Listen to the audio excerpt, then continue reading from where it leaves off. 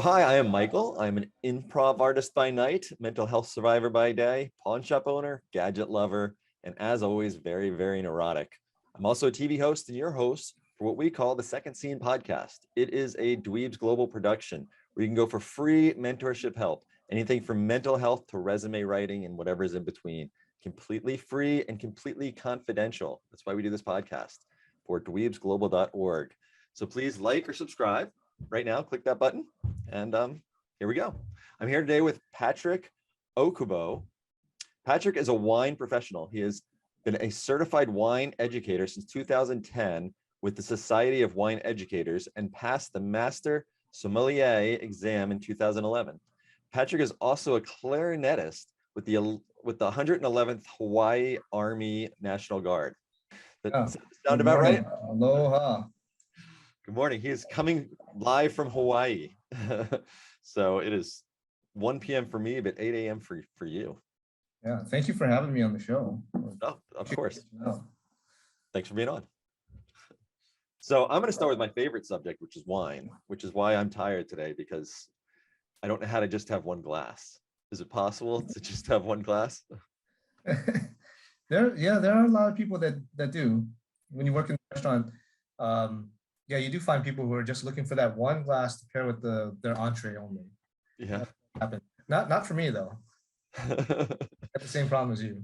Yeah, I need to know the secret. It seems like one always leads to three. So it's yeah, need to control that. I don't know how somebody can just sip the one glass for the whole entire meal. Yeah, I don't know. The only time I can do that is when I go to wine country and I'm driving. I'll spit out everything, no matter how expensive the wines. If go to Chateau Latour, it's $1,000 a bottle. And I'll spit out everything. And at the end of the day, I've probably consumed one glass throughout the entire day. That's the only time I can manage to do it. Well, I guess you kind of have to if you're going around to taste all day. So you still go around tasting for just the joy of it, or for your work at all? It's personal education. Yeah. Like when I go to Bordeaux, which is what's behind me. I go to Bordeaux quite often, at least once a year. My wife's sister and her family live in Bordeaux, so we go out to visit the family, but I also go and visit chateaus when I'm there. Usually go to Napa 2 times a year or so, and then my wife's parents live in Portland, so we go out there 3 times a year, and I visit wineries over there 3 times a year. So I go to wineries quite a bit, and I love doing it. That's kind of what I like to do when I go traveling. Okay. I love wine, but I still don't know anything about it. I drink red wine at least a few nights a week, and as long as it's a fresh bottle that was opened that day, pretty much okay. I mean, there's some stuff I won't like so much, but people never understand why I can't drink a bottle of wine that's been opened from the night before. Like I can just taste that sour. And when you're at a restaurant and you're paying like $12 to $14 a glass, they should be opening a new bottle for the day. Yeah. When did you first get into wines? So after I graduated college, I graduated in a restaurant hotel management degree. I moved to Lanai, which is a small island in the Hawaiian Islands. Only about 2,000 people live there, and there's 2 major hotels, and I worked for the Manalipe Hotel. And it rebranded to a Four Seasons, and we rebranded in 2005. And a lot of people quit because there's a lot of hours rebranding, and I ended up being like the lone guy who was there permanently, and they said, "Oh, we need you to take care of the wine list because you're the only guy who's going to be here in 2 months. Everyone else is just, we're borrowing them from another property." And so that's how I got thrown into the position. I'm like, I better learn something if I'm going to be doing this. And so I started books. I started taking the Court of Master Sommelier courses, and so that's where it started. 2005. Okay. 6 years of really hard study, and then I passed the Master Sommelier exam in 2011. What is that exam like? Like it can't be just multiple choice. It's got to have some type of tasting to it, or no? Yeah, there's 3 components, and it's a theory exam, which is verbal, because realistically, if you're talking to somebody in the restaurant, you don't have a chance to go skip that. I'm going to come back to it and later. You also have to be able to hear it and then answer. So they could ask you something in the correct pronunciation of German, and you have to be able to recognize it. So that's why it's a verbal exam. Interesting. So you're actually, you have to recognize words in different, you have to know different languages? Oh, absolutely. Absolutely. Yeah. Okay. You don't have to be able to speak the language, but if you're, if there's, say, what does mean? You need to know that it's estate bottled by the winery at the estate in Germany. Like you need to be able to recognize it and then know what it means. And then there's a blind tasting, which is 3 whites, 3 reds, and you have 25 minutes to describe the wine with the from the sight through what it smells like, through the tactile sensation of tannin, acid, alcohol, etc., and what grape it is, what region it came from, and then the vintage. And then there's a service exam where you open up champagne, you decant red wine, you pour wines by the glass, mix cocktails, do some business calculations. And so that you have to pass all 3 of those portions to pass the exam. Oh, wow. So can you taste the wine and know where in the world it's from? Like how? Within the context of the exam, there's certain rules. So yes, like if you were to narrow it down, like these wines are in play, but obviously if you give me a really obscure region, it's not like, oh, I stumped them with the Bulgarian. That's something that's not really on my radar. It's not something that we usually put in the exams. But you give me a Bordeaux, I can tell you like that's Bordeaux, that's left bank, and that's Cabernet Sauvignon, or it's right bank Merlot. I should be able to determine those things because those are more mainstream regions. Okay, and you can actually taste most of the ingredients in it. Like you fine-tuned your palate to really. There's a deductive way to do it. So yeah, it's about like what is it not? It can't be this, or it can't be that, it can't be this because of these reasons, and you're just narrowing it down to maybe 2 or 3 possibilities. Then you take your gut guess out of 2 or 3 possibilities. That's the way you're supposed to do it. Okay. I just can't imagine. I don't know. I guess I just have like the worst taste buds where I could never filter through it all. Did it take you a long time to get that right? Was that or was that something you had pretty natural when you started? I worked on it a lot. I worked at a restaurant called Formaggio, and it's in Honolulu, and it has a Cruvenet. Cruvenet system is one of those tap systems where nitrogen goes through the system, and when the wine gets dispensed, it replaces it with nitrogen, so then the nitrogen sinks to the bottom of the bottle, and it can last for 2 or 3 weeks. Oh. So I worked at a place that had 40 taps, and so I had 60 wines by the glass open at any given time, and I was able to taste a lot of wine when I was there, and I was there for 4 years. So surprisingly, that was always the portion that I passed. And I passed that portion first. I didn't pass the other 2 portions the first time. It sounds like people get hung up on the blind tasting. Right. That's what I would think would be the hardest, because that's But working at a place where you have 60 wines by the glass certainly helps. I guess so. God, I still could not imagine it. Do you have how much of it is opinion and how much of it is, I guess, describing what the wine actually is? Because there is a lot of opinion that goes into wine sommelier. Yeah, there's descriptors like the type of fruit, and like is it red cherry or strawberry, or is it blueberry, and is it dried or stewed? There's that part of it, but it comes down to, can you take that information and come down to what is the grape, what is the region, what country is it? That's what it comes down to. Okay. You're a teacher now. Do people take your class so that they can become sommeliers, or just that? That's part of it. That's part of it. But when I say wine educator, it's very, there's different levels to it. So there is that, teaching people to pass a certification. And then there's also internally with our team, I work for a distributor, how to sell wine. And then selling wine and knowing about wine is very different. Like to pass an exam, you need to know like these are the grapes in the region and minimum alcohol, minimum aging time, and all that. When you're selling wine, I'm telling a story, and sometimes it has nothing to do with wine whatsoever. It's this guy used to work at Disney. I'm talking about Ponzi, for example, in Oregon. He used to work at Disney as an engineer, and he created a lot of the rides back in the 60s, and which made Disneyland super popular. And then he moved to Oregon, and he started this tiny little winery called Ponzi with him and his daughter. He sent his daughter to winemaking school to be the winemaker, and he really struggled because he didn't have a lot of money. He was teaching engineering on the side, and then now to this day, Ponzi is one of the most iconic wines. So it's about telling a story about it. I didn't tell you anything about the wine, I didn't tell you how or any of the rules or where it came from. but you're just telling this story and people get enchanted by the story. Like, oh, I didn't know that about Ponzi. I've heard the name and that's a cool story. And then they want to drink the wine. Right. No, it's it's how it's number one thing with like marketing your business, you know, to have a story behind the business. So, you know, I hear that all the time. I've never really thought about that with wines, but it makes sense to be with everything. So what's one of the more fascinating stories that you have told or know about with wine in regards to wine or winery? Oh man, Tough one. it's ever changing, ever Yeah. changing. There's some of the top chateaus like Chateau Latour and Quilon Séjour, Chateau Margaux, and they were all owned by the same guy way back when in the 18th century, and then they got separated.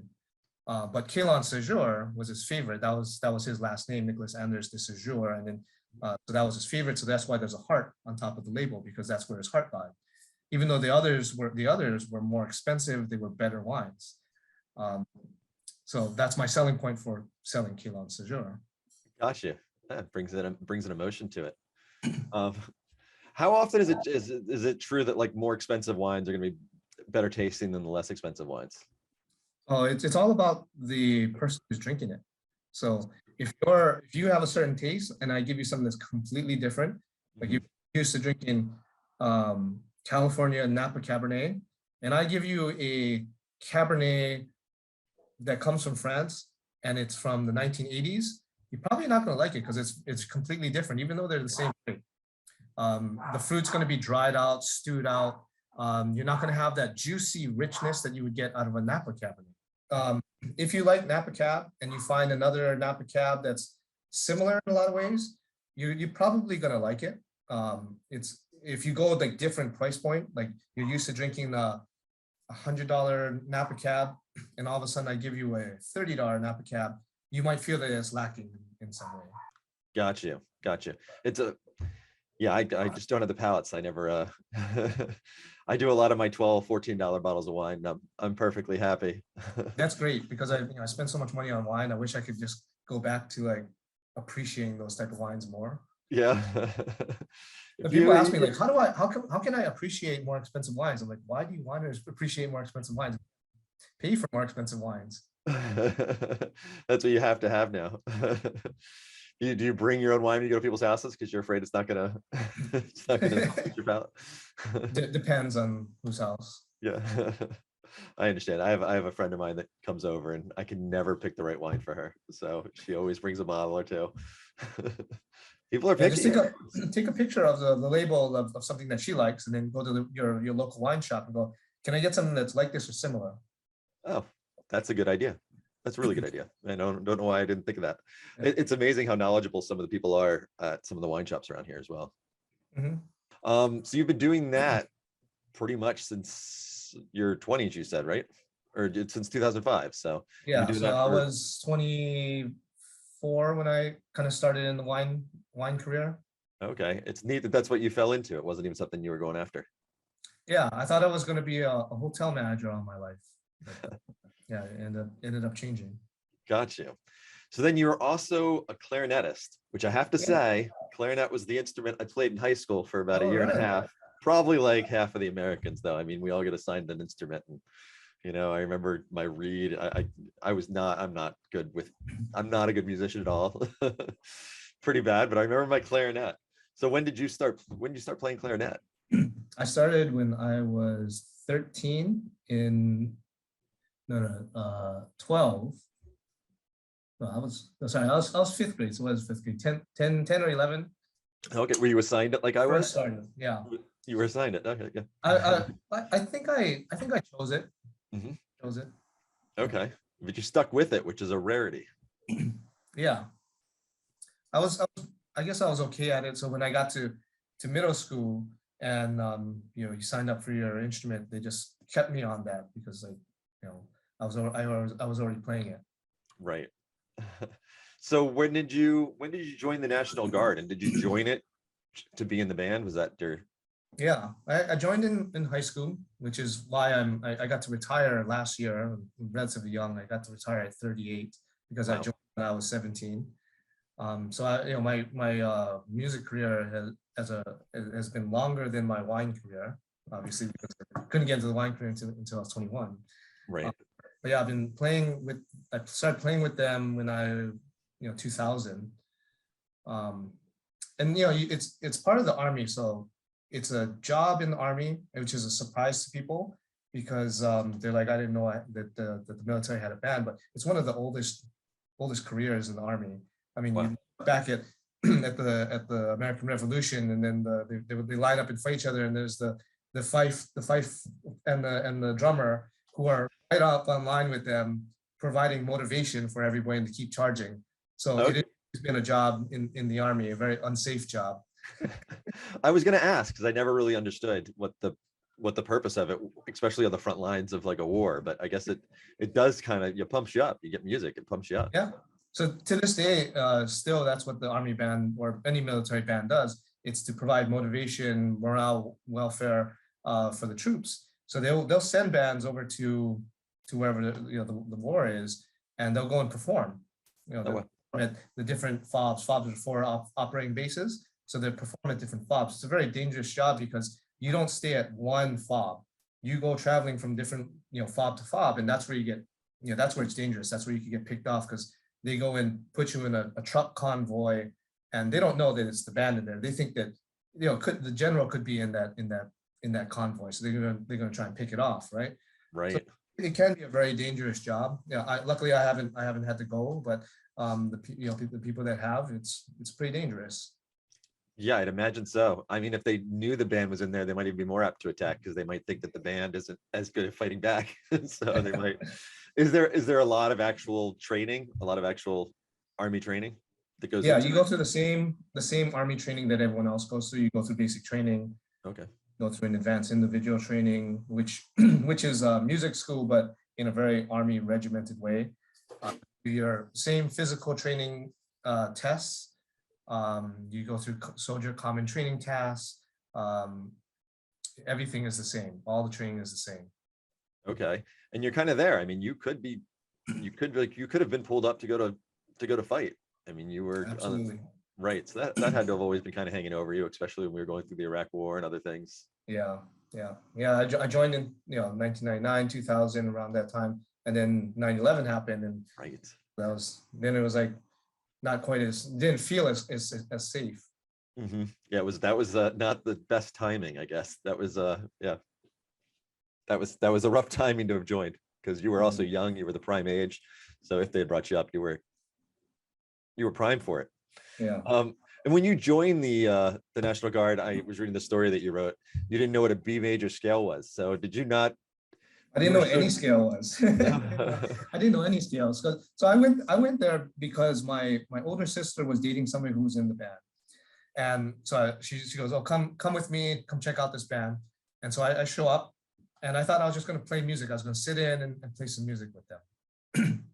And so I'm playing music with them, and then the commander, who's the band director, he goes, oh, so are you going to audition tonight? And I wasn't planning on auditioning. I don't know what's on the audition, or I didn't prepare anything. And he goes, well, did you bring any music? You need to play a couple of prepared pieces. There's going to be a couple of scales, and then there's some sight reading. And I'm like, okay, I'll give it a shot and see what it's like, and then maybe I can prepare better next time. But I didn't bring any music. So I had a couple pieces memorized because I was playing a featured solo with my high school band, and I memorized pieces so I wouldn't have to have the music in front of me on stage. And so I just played them from memory. And then he goes, okay, let's play some scales. And to me, like a scale is just like a regular C major scale. You go C up to C and come back down, and there's no flats or naturals. That's kind of the very basic scale. But there's all these different scales depending on what note you start off with.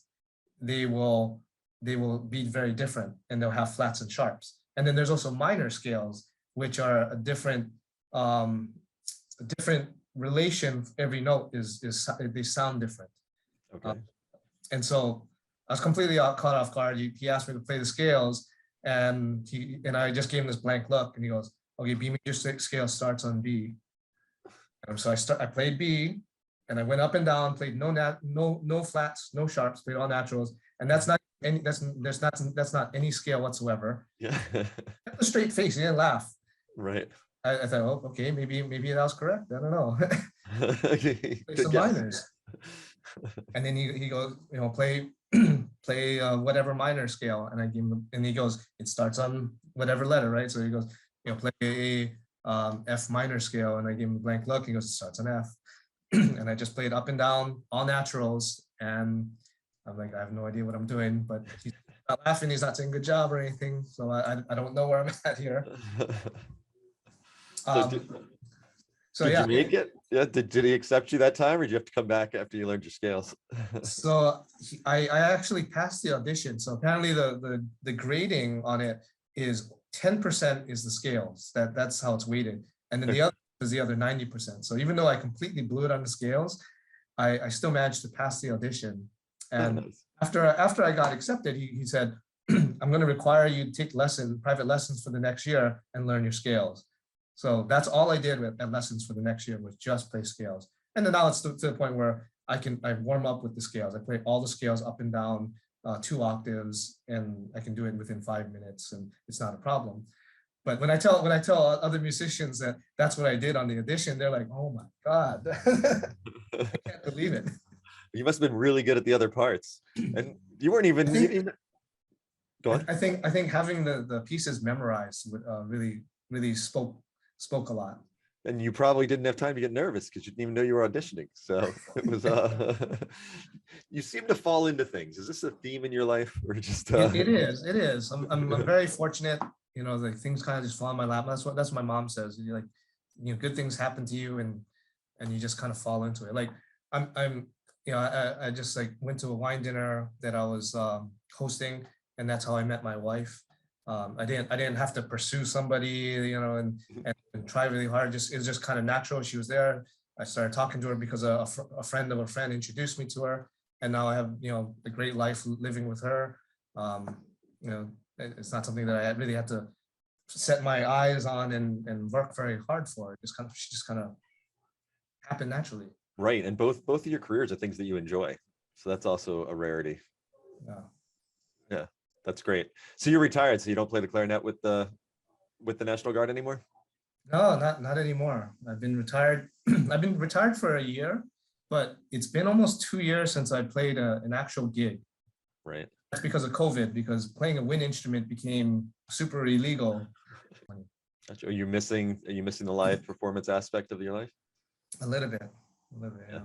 But I don't enjoy the other part of it. Being part of being in the National Guard is you're part of the state as well. You fall under the governor, so every little state emergency you get put on alert for, where it's like, be ready to go, have your go bag ready in 48 hours, you may have to be called up. So that's every hurricane, that's every lava flow, that's every protest on the top of Mauna Kea because of the telescope, that's the January 6th insurrection, everything that happens, you get put on alert.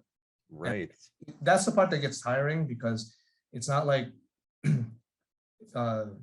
they'll just go, okay, that we're not going. They don't tell you like, oh, you stand down, we're not going, because things like the Mauna Kea telescope that lasted for months. So we were on alert for months that you could go. Right. That's wild. I never really thought about that and how hard it must be to really have another job, full-time job, when you don't know, the business you're working for doesn't know when you're gonna have to leave. You don't know when you're gonna have to leave. Yeah, my current job, like there's a lot of, before there was a lot of traveling to neighbor islands or up to wine country. And so it's like, okay, you're telling me to be ready to go. That means I cancel these trips. Like, I don't know, like you gotta, I needed more clear direction on some of those things. So retiring fits my schedule better. Mm-hmm. You don't have to juggle those things. Makes a lot of sense. Well, thank you for serving for the amount of time you did. Yeah. I mean, I enjoyed it. I did enjoy it though. I do miss playing music. I do miss all the Army trainings, all the Army schools and setting up jobs and things like that. I miss all that. I just don't being on call. I don't like. That is understandable, and I'm sure the camaraderie and the people you met and just the mind training you get from that's got to be unbelievable. Yeah. Well, thank you so much for being here today. You're currently an educator, so where do you teach out of somewhere that somebody people can find you, or? Yeah, like it's mostly with internal with with our sales team, Okay. or external with wine buyers. So like doing staff trainings at restaurants, and then consumer events are also education as well. So I do wine dinners. Right now, I'm not doing a ton of wine dinners because you can't fill up the room. But normally I'm doing education on those 3 different levels, and that keeps me pretty busy. Right now, it's a lot of virtual training through Zoom or MS Teams. Mm-hmm. People order their wines, taste them in front of you, or is it a? Yeah, like I just did some yesterday. I did all day doing pre-sale barrel samples. The winery sent me some premature bottles where they pulled it out about early, they bottled them up, and then I sent them to neighbor islands. So rather than travel to Kauai, I just shipped them the bottles, and then when they opened it in front of me on Zoom, then I talked about them. Okay. And it worked just as efficiently as me flying over to do it. You should have like a YouTube channel where you teach people all about wines, and you have a good presence. You're relaxing. But thanks again for being here with us. Again, this has been Patrick. Super interesting. Clarinetist. Makes me want to pick up my clarinet from high school, but I wouldn't even know would have no idea how to blow into that thing. But thanks again. This is a Dweebs Global production. That's why we do this podcast. They give free mentorship help around the world, anywhere, every language, anything from resume writing to mental health. And again, free and confidential. Dweebsglobal.org.